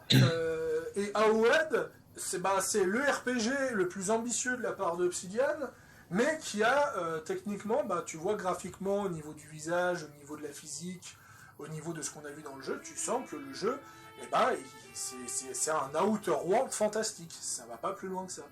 Et le jeu sera pas mauvais. Et si vous voulez, je vous le fais même en let's play quand il sort. Il n'y a pas de problème. Hein, on en discutera, il n'y a pas de souci. Le problème, c'est que ça a des années-lumière de Bethesda. Vous avez vu la gueule de Starfield ? Non mais je sais, c'est un peu facile. Pharaon, sortir la carte de Starfield, comment tu oses ?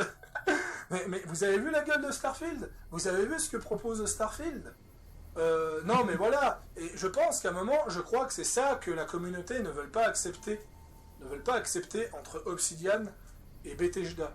Et c'est pour ça que je vais dire un point, et après, je vais laisser un peu Hudgard parler de ce qu'il pense du mode globalement. Parce que là, c'est vrai que ça fait une demi-heure que je paraphrase et que je dis... Ouais, mais dis les termes, dis ce que tu as à dire, on est là pour ça. C'est que la différence entre Obsidian et Bethesda, c'est un peu comme Cyberpunk 2077 et Fallout 4. Et là, vous allez me dire, oula, tu compares quand même un jeu qui ont 5 ans de décalage et autres. C'est pas compliqué parce que les deux sont très similaires. C'est simple. Vous prenez New Vegas, vous prenez Cyberpunk, et vous prenez même Outer World, vous retirez la quête principale. Il reste quoi du jeu? Voilà. Voilà. Pour Obsidian et CD Projekt, la quête principale, c'est la colonne vertébrale du jeu. Si tu retires la quête principale, le jeu n'a plus de sens, et ça ne sert plus à rien qu'il existe, il n'a plus de substance. Et si vous allez me dire, oui, mais dans New Vegas, t'as un monde ouvert, tu peux profiter des quêtes secondaires et autres, oui, mais le 80% des quêtes secondaires est lié à la quête principale. Parce que c'est le conflit, c'est le conflit RNC Légion. Ce qui n'est pas le cas de Fallout 4. Voilà. Parce que tu vas vraiment me dire que Silver Shroud c'est lié à l'Institut. Voilà. Ça, tu sais pas. Oui, mais tu vois, c'est pour sortir un exemple, tu vois. La quête de Silver Shroud n'est pas liée à l'Institut. Là, je peux aussi... t'as la quête où tu fais un braquage, où tu vas braquer un laboratoire pharmaceutique et ce genre de choses. T'as la quête où tu vas carrément piller Hancock. Tu vas piller Hancock et ce genre de choses et autres. De nouveau, c'est pas lié à la trame. Alors que franchement, toutes les quêtes de New Vegas sont liées à la RNC, à la Légion. La quête de prime pour un nouveau maire, c'est par rapport au contrôle de la RNC dans la Légion. La quête de Novak, alors certes, la quête de Novak, c'est pas lié à la RNC et à la Légion, mais si tu ne la fais pas, dans l'épilogue, tu apprends que la Légion a pris la ville. Donc tu es obligé de faire la quête si tu veux pas que la Légion prenne la ville. Les quêtes de Canton Haute-Côte, c'est des quêtes de la Légion. Les quêtes de la RNC, à part, j'allais dire la Société du Gond Blanc et l'Omerta, c'est pas lié à la quête principale, mais si, parce que c'est des quêtes obligatoires pour la quête principale. Donc voilà, de nouveau. Donc ça veut dire que tu retires la quête principale de New Vegas, tu dois retirer ces quêtes liées à la quête principale, donc toute la structure du jeu meurt avec lui. Pareil pour Cyberpunk, tu retires la quête principale, c'est simple, t'as aucune quête secondaire qui s'active.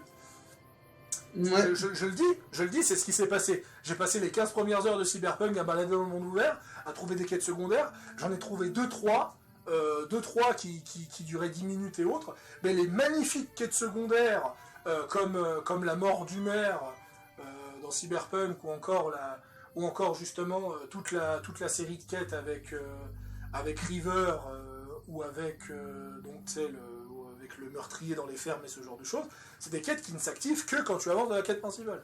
Donc ça veut dire que sans la quête principale, elle ne peut pas apparaître. Donc voilà. Et maintenant, on va comparer ça avec Bethesda, histoire que vous compreniez ce que je veux dire.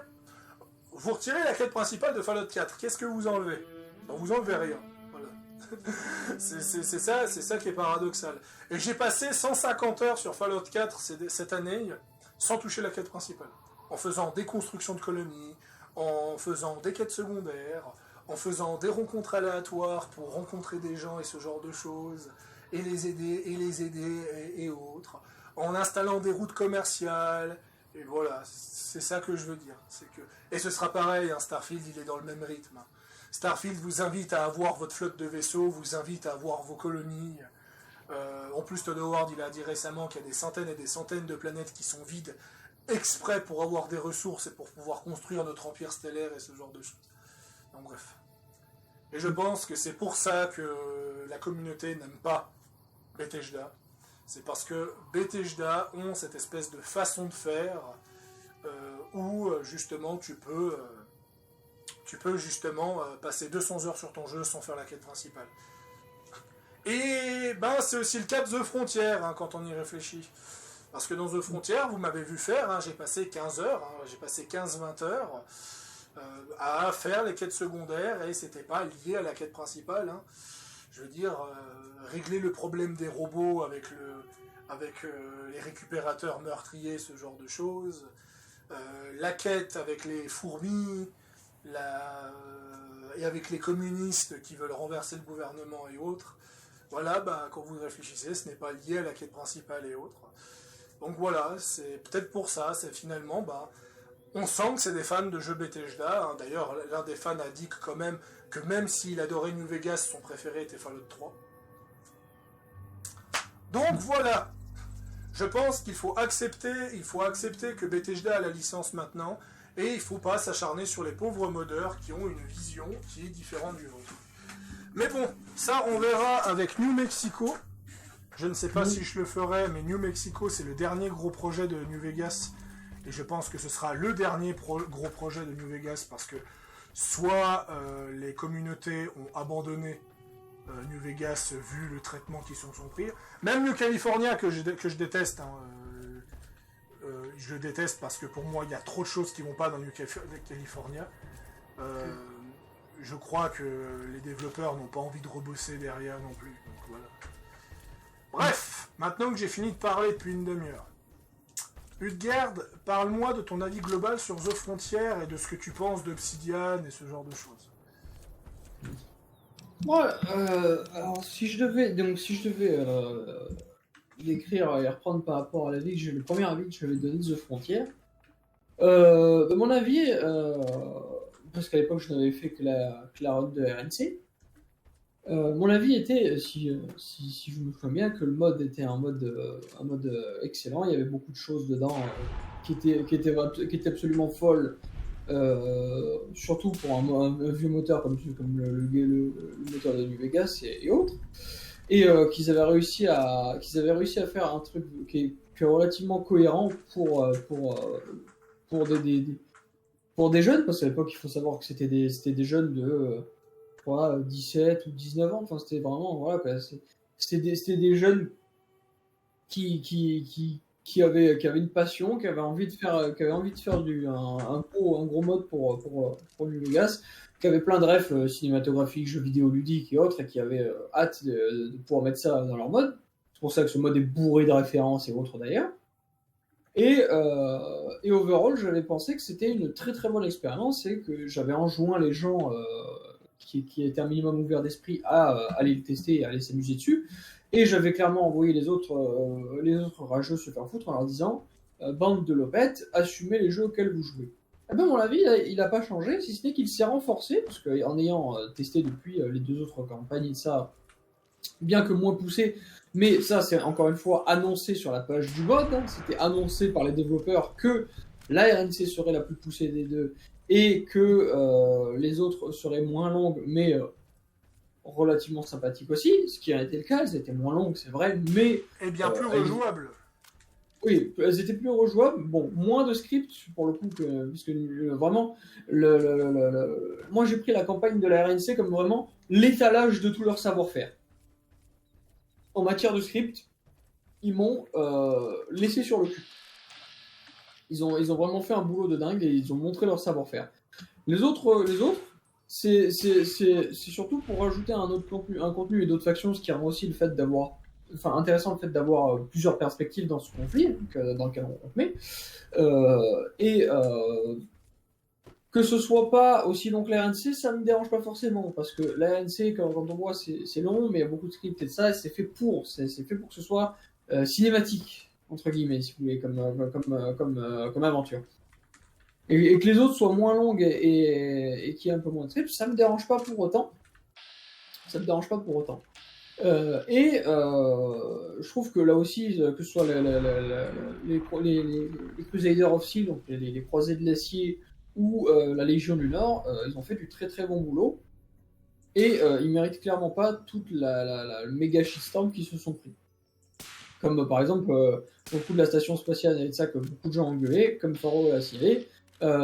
Les gars, c'est juste une grosse ref à Van Buren, hein, que tout le monde gueulait parce que Van Buren, c'est un projet qui a été avorté et que tout le monde le voulait, qui au final il n'était pas. Là, on vous offre des références à ce projet et vous vous permettez de gueuler, alors qu'au final, si on vous dit demain, le projet Van Buren est adapté en jeu, vous allez hurler de joie. Alors que là, la seule chose qu'ils ont fait, c'est faire une grosse référence à Van Buren, et vous avez rien trouvé de mieux que de leur chier sur la gueule. Moi, je dis simplement, vous êtes juste des chiens enragés. Vous mordez la main qui vous nourrit, les gars. Je vais pas commencer à partir dans les propos extrêmes, mais moi, honnêtement, les gens comme ça, qui gueulent alors qu'on leur offre du contenu, que c'est une référence à quelque chose que eux auraient voulu, mais comme c'est pas un truc officiel, que c'est un mode, Ah bah, parce que c'est pas un jeu, mais que c'est un mode, bah ça satisfait pas ces messieurs. Moi je le dis clairement, allez vous faire foutre. Clairement. Genre, les gens qui mordent la main, qui leur donnent à manger, vous pouvez aller crever. Point. C'est peut-être extrême dans mes propos, mais je le dis clairement, vous vous foutez hors de moi. Vous êtes des ingrats. Vous êtes des ingrats. Si vous vouliez Van Buren, que vous vouliez tant que ça Van Buren, bah allez-y, faites-le. Faites-le votre jeu Van Buren. Et après, attendez-vous aussi à avoir le revers de la médaille. Si vous voulez vous lancer là-dedans, attendez-vous à vous manger des critiques. Il faudra pas venir chialer après. Les développeurs de The Frontier, ils ont pris ce pari. Ils ont pris ce pari, ils ont fait leur mode. Ils s'attendaient à avoir des avis positifs comme négatifs, parce que c'est le jeu quand on se lance dans le modding. J'en ai jamais fait, mais j'ai suffisamment modé, que ce soit mes Fallout ou mes Skyrim, et suffisamment vu les commentaires, les reviews et autres de mod, pour savoir comment ça se passe.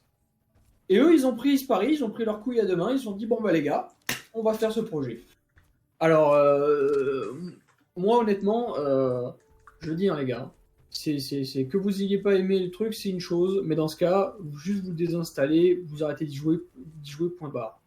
Mais cette espèce d'acharnement débile et dénué de neurones, je vous dis clairement, vous êtes dénué de neurones, hein, vous n'avez pas de matière grise pour faire ça, vous dénué de neurones, vous êtes des attardés. Clairement, je le dis, vous êtes des attardés, il n'y a pas d'autre mot. Pour être aussi puéril que faire cette espèce de shitstorm et de lynchage public que vous avez fait envers les développeurs et de ça. Alors certes, oui, il y a eu des scandales en interne, comme le scandale des trucs pédophiles, mais ça s'est réglé en interne, le mec il a été jarté. Et son contenu a été retiré. Point, ça s'arrête là. Le reste, si vous ragez juste parce que vous n'êtes pas content, parce que le mode il a été fait d'une telle manière et pas d'une autre manière, parce que ça vous plaît pas à tel ou tel détail près, vous êtes des chouineuses. On vous donne un contenu gratuit, vous le prenez tel qu'il est, vous y jouez, ça vous plaît, tant mieux, ça vous plaît pas, vous désinstallez, vous passez à autre chose. Point. Puis bon, si on n'aime pas l'écriture, c'est une chose.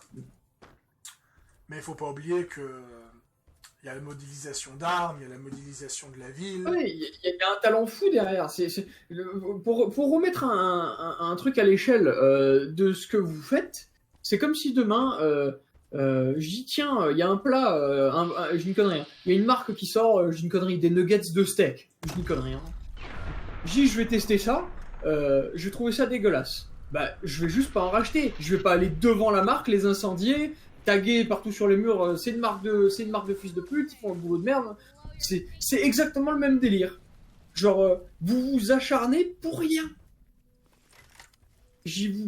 Vous pouvez pas juste soit dire on n'en veut pas et on s'arrête là, soit juste apprécier le contenu à sa juste valeur. Non, vous êtes des mongolos, vous êtes des gamins et vous réfléchissez pas au-delà de ça. Et le pire, c'est que c'est pas la première fois que la communauté réagisse comme ça. Parce que New California, il y a eu les mêmes problèmes, parce que, après, malheureusement, New California, il faut dire ce qu'il y a, il avait des gros problèmes de scénario, et il avait un monde ouvert qui était pas terrible, et il s'est fait défoncer comme pas possible et autres, mais aussi à l'époque de Fallout 3, avec le fameux mode TSC, Terran Starship Commander, Oui. qui est tout simplement l'un des modes les plus ambitieux de Fallout 3. Donc après, de nouveau, hein, quand on dit mode plus ambitieux que Fallout 3, c'est un mode qui doit durer maximum 10 heures, hein, on est très très loin de The Frontier, mais et de nouveau, parce que le mec, il est parti dans un espèce de délire un peu SF, vu que le scénario de Terran Starship Trooper, c'est que avec des anciens de la confrérie et de l'enclave, eh ben vous allez réhabiliter le vaisseau mère alien que vous capturez dans Mothership Zeta et que vous allez commencer à devenir une espèce de compagnie de mercenaires qui se déplace à travers le monde grâce au téléporteur du vaisseau alien et ce genre de choses. Et qu'est-ce qui s'est passé ? De nouveau, le modeur s'était pris beaucoup de critiques par rapport à ça, et son mode n'a jamais été terminé. Voilà, et ça, je pense qu'à un moment, il faut vraiment que la communauté de Fallout se remette en question. Il faut vraiment qu'elle se remette en question et ce genre de choses, parce que ça va pas s'arranger avec le temps. Ça va clairement pas s'arranger avec le temps et ce genre de choses. Déjà, bonne nouvelle, Il y a, suite au procès de Microsoft contre Sony, là, apparemment Elder Scrolls 6 devrait sortir en 2026. Donc ça voudrait dire que Fallout 5 devrait sortir en 2028 ou 2030. J'espère juste que vous allez vous montrer patient et agréable envers Bethesda et autres. Parce que sincèrement, il est peut-être fortement possible que Bethesda décide de soit ne plus faire de Fallout, ou que Microsoft réalise que les Fallout RPG c'est plus rentable, et pour en faire un truc totalement différent. Et je crois que vous aimerez pas que Fallout finisse comme Might and Magic. Hein. Ah, parce que je vous vois la commune Might and Magic là. Hein, je vous vois la commune Might and Magic qui ont tellement chié sur les derniers Might and Magic que maintenant c'est que des jeux mobiles. Maintenant c'est que des jeux mobiles depuis 8 ans et ce genre de choses. Et je peux vous garantir que le jour où Microsoft transforme Fallout en jeu mobile parce que Fallout s'est tellement fait chier dessus par la communauté que on n'a plus, il faudra pas venir pleurer. Il faudra clairement pas venir pleurer. Alors, je tiens de nouveau à nous excuser si on a des propos violents et ce genre de choses, mais il faut que vous compreniez une chose. On en a ras le cul. On en a marre. Tu dis que tu t'excuses. Ouais, mais non. Oui, d'accord, c'est sûr qu'on devrait avoir des propos plus modérés. Mais quand on voit la bande de débiles mentaux que vous êtes, et le peu de neurones et de savoir-vivre dont vous faites preuve, ça nous fout, nous, vrais fans de Fallout, hors de nous. Je suis désolé, hein, mais... vous voyez, pourtant je vous connais pas IRL. Tu vois, c'est exactement comme vous avec les développeurs. Vous voyez, vous les connaissez pas IRL, pourtant vous leur avez bâché la gueule pendant des mois. Moi je vous connais pas, pourtant je vous bâche la gueule comme les pauvres merdes ignorantes et incapables de penser que vous êtes. C'est tout. The Frontier est un mode exceptionnel. Les développeurs, c'est des gens qui ont mis une passion et un temps fou, et moi je leur tire encore une fois chapeau bas, et je respecte leur œuvre. Même si bon, c'est pas une œuvre parfaite, parce qu'une œuvre parfaite n'existe pas. Il y aura toujours des petits défauts de ça. Mais faut donner à César ce qui est à César, encore une fois. Sauf le barrage Hoover, ça, la RNC on le garde, faut pas déconner. Mais voilà, c'est une œuvre avec ses bons points, ses défauts, mais c'est pas la peine d'en faire une affaire d'État et de lever des armées pour aller gueuler sur les gens. Non, mais ça aussi, c'est le problème de la commu Obsidian. Hein. Le problème de la commu Obsidian, c'est qu'ils jurent que par le scénario. Ils jurent que par le scénario et ils sont impossibles. Ils peuvent pas voir autre chose que le scénario. Ils peuvent pas voir le travail. Ça me rappelle. Ouais. Ça me rappelle ce qu'on disait lors de notre première vidéo à vie. Je sais pas si tu te souviens, Faro. Ouais. Comme quoi les jeux Fallout sont devenus de plus en plus édulcorés par rapport à comment la commu réagit. Et on avait dit clairement que pour certains cas, comme le fait que Fallout 4 soit vachement plus édulcoré que les autres, on avait clairement dit que on a la commu qu'on mérite. Pour ce qui est on parlait de Bethesda, tu vois, et de ses choix, et qui fait qu'on a la commu qu'on mérite, et que on partageait nos craintes sur le potentiel Fallout 5, qui risquait d'être encore plus édulcoré que le 4, tu vois. Ouais. The Frontier est un parfait exemple, un parfait contre-exemple, parce que à toute règle d'or qui est on a la commu qu'on mérite, il y a toujours, pour valider cette règle d'or, un contre-exemple, et ce contre-exemple, on l'a trouvé, Faro, c'est The Frontier. The Frontier n'a pas eu la commu qu'il méritait. Il aurait mérité une commu de fans aimants et un minimum intelligent pour apprécier le truc, et la plupart qu'il a eu, c'est des gamins qui savent pas réfléchir et qui ont juste passé leur temps à cracher une haine que... Qu'est-ce que ça peut leur foutre, en fait, The Frontier? Je veux dire, ça va pas changer leur vie. Et surtout, je vais en profiter... Je vais en profiter pour faire un hors-sujet, pour parler d'un jeu qui est sorti récemment et qui a une vibe Fallout, qui s'appelle Atomic Heart. Donc tu dois certainement le connaître de réputation. De réputation et puis de vidéo, hein. J'ai vu un let's play complet dessus, donc oui. Voilà, moi je l'ai fini, donc je peux le dire, je l'ai fini. Et clairement, Atomic Heart s'est pris des polémiques. Atomic Heart s'est pris des polémiques. Donc, on va mettre de côté la polémique parce qu'ils sont russes, mais plutôt s'intéresser à la polémique du frigo.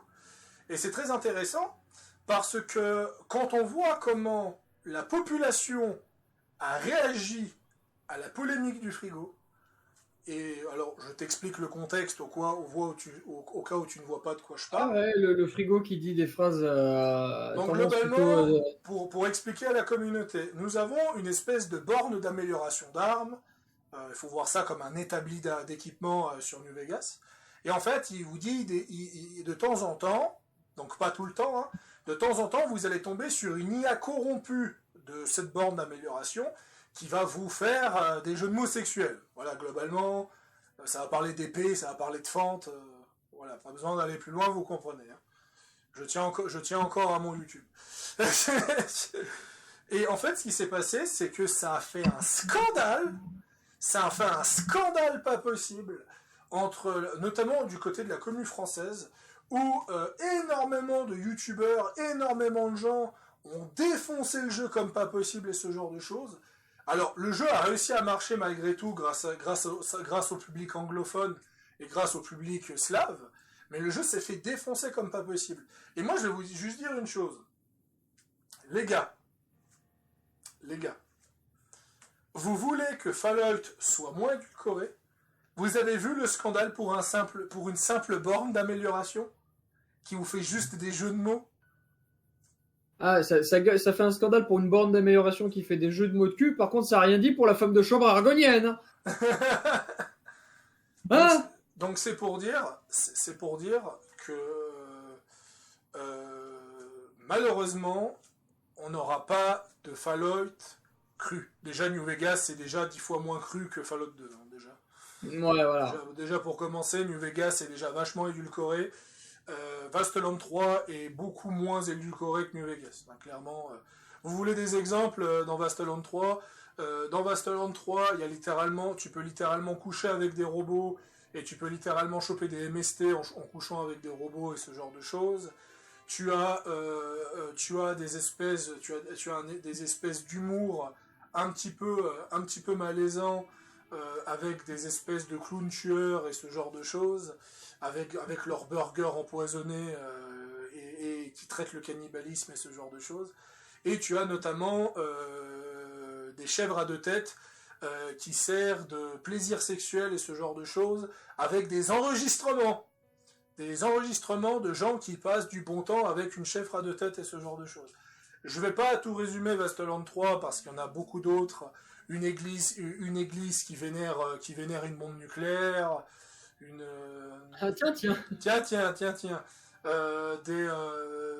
Des révolutionnaires qui veulent se libérer de l'oppression et ce genre de choses. Je vais pas non plus parler de tout ça et autres. Mais si Vasteland 3 est moins édulcoré que New Vegas, la raison elle est simple. C'est parce que Vasteland 3 est un petit studio, et quand tu es un petit studio, t'as moins le regard du monde, donc tu peux te permettre de faire ce que tu veux. Ce qui n'est pas le cas des Fallout. Depuis que Bethesda a transformé Fallout en petit RPG populaire, parce que vous aurez beau me dire, tu peux pas dire que c'est un RPG populaire, parce qu'il est connu depuis le début des années 90. Les gars, dans les années 90, on avait les premiers Elder Scrolls, Baldur's Gates, pour ne citer que, Neverwinter Night et les RPG Might and Magic, qui sont d'ailleurs reconnus comme étant l'un des RPG les plus poussés qu'il y a, et d'ailleurs je me les refais à l'heure actuelle. Clairement, Fallout 2, j'en ai jamais entendu parler, et je vais être honnête avec vous, je ne connais personne, hein, sauf mon oncle, qui est un gros joueur de RPG depuis sa jeunesse et autres. Je ne connais quasiment personne qui ont touché au premier Fallout et autres. Par contre, je connais la majorité des gens connaissaient Baldur's Gate de nom, connaissaient un petit peu Neverwinter Night, les RPG Might and Magic, ça leur disait quelque chose et autres, mais je ne connais quasiment personne qui connaissait Fallout 2 et Fallout 1. Et je pense qu'à un moment, il faut accepter que c'était certes un RPG populaire, mais il avait pas l'aura de Diablo 1 ni de Baldur's Gate. Ça restait quand même un RPG beaucoup, beaucoup moins populaire. Et c'est Bethesda qui l'a popularisé.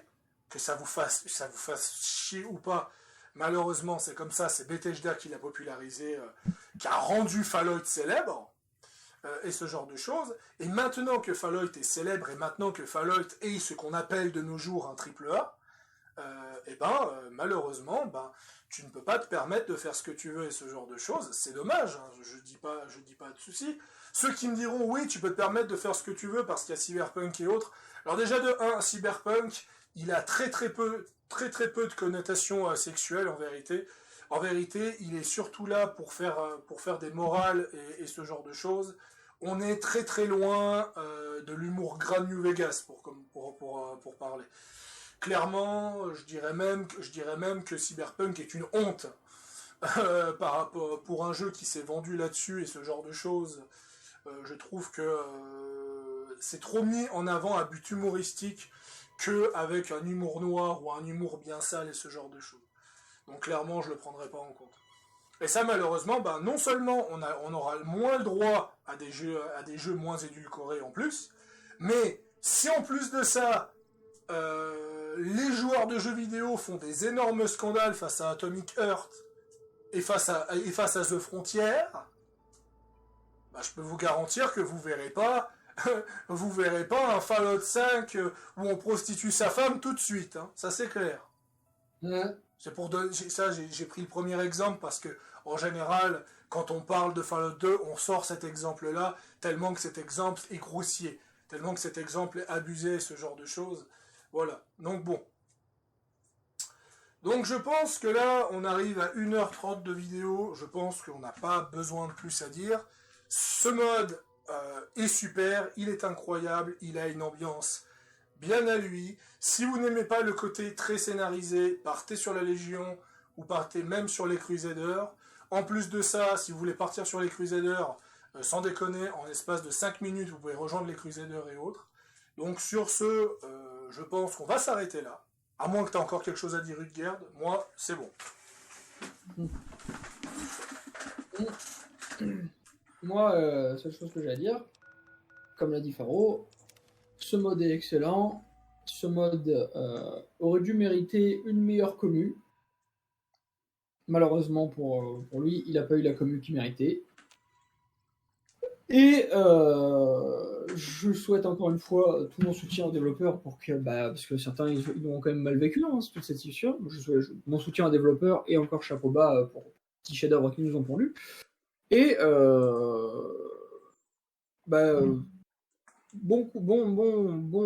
bonne game à ceux qui vont vouloir tester le mode ou se replonger dedans, parce que moi j'ai vu pas mal d'avis comme quoi il y en a qui jouaient et voir qui se le refaisaient de temps en temps. Donc ça aussi ça fait plutôt plaisir à voir. Donc, merci à ceux qui apportent leur soutien à ce mode et puis voilà. Et aux autres, encore une fois, assumez ce à quoi vous jouez, et puis si vous n'êtes pas content, n'y jouez pas, mais ça sert à rien de répandre votre haine. Sinon, la seule chose que vous obtiendrez, c'est de la haine en retour. Et franchement, des gens comme moi, qui sont même, comme moi et comme Faro, hein, qui sommes des vrais passionnés de Fallout, on n'a pas que notre temps à passer à réparer les torts et à vous dire que vous êtes des merdes et à balancer notre haine sur vous parce que vous en valez pas la peine. Mais quand on pointe quand même le sujet, je vous avoue, hein, les gars, ça fait plaisir de vous traiter à votre juste niveau. Mais sinon, on se passerait bien de devoir faire ça. Mais bon, malheureusement, on doit faire ça simplement parce que y a des débiles comme vous pour foutre la merde, tout simplement. C'est malheureux, mais si vous saviez vous tenir en société, on n'en serait pas là. Ouais, mais clairement. Et du coup, encore une fois, chapeau bas aux modeurs, courage à eux, et tous ceux qui savent apprécier le mode, amusez-vous dessus, et j'espère que vous arriverez à vous faire des runs et ça pour votre pur plaisir. Hein. Moi, personnellement, je m'en refais régulièrement, et Faro, à chaque fois, il me fait « Encore !» Oui, clairement. Et ouais, parce que genre depuis la vidéo avis qui date il y a un truc comme ça, je dois me refaire une run complète de la RNC ou autre peut-être tous les mois ou tous les 2 mois. Donc c'est quand même pas mal. Du coup, voilà quoi. Encore un grand merci à l'équipe qui ont développé, un grand merci aux peu qui ont été là pour soutenir le mode. et un grand allez vous faire foutre à tous les rageux. Ouais, C'était mon avis final. Ouais, clairement, c'est malheureux, hein. C'est malheureux. Et j'espère vraiment que si l'équipe de modding repose sur un projet sur Starfield, j'espère que ça se passera mieux. J'espère clairement que ça se passera mieux et qu'il n'y aura pas de problème.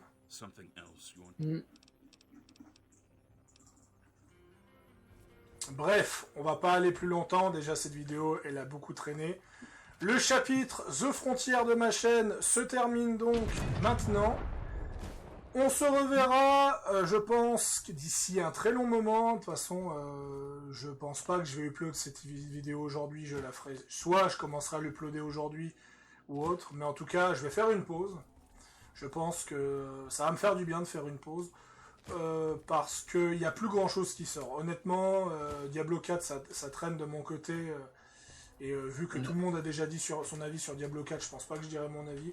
Mais vous me reverrez pour Starfield. Je pense qu'on se reverra pour Starfield. Peut-être qu'Udyard sera là, on verra. Ah, pour Starfield, moi je te dis, compte sur moi, il n'y a pas de souci. Ouais, moi de toute façon, moi je ferai mes vidéos sur Starfield. J'enverrai, je dirai à Udyard, s'il est là, bah, il peut passer. Voilà. Après, Faro, tu dis que le chapitre The Frontier est fini. Alors oui, le chapitre à vie. Mais bon, on l'a vu que t'as plus rien à faire jusqu'à Starfield, on relance une run RNC ou quoi? Oh, je vais peut-être pas faire un let's play, mais je vais peut-être pas faire un let's play ou autre. Mais éventuellement essayer de refaire le scénario de base de New Vegas. Je vais voir ce que je vais faire. Je vais voir ce que je vais faire et autres. En termes de vidéos, j'en uploaderai pas d'autres. Mais après, rien ne m'empêcherait de faire The Frontier de nouveau, de le refaire encore une fois. Pourquoi pas même le refaire, donc du côté Crusader, parce que c'est ma run préférée. Peut-être pourquoi pas de le refaire sur True Vastland, voir si c'est stable. Oh. Ça pourrait être une idée. Ouais. Bref, à plus tout le monde. À plus tout le monde.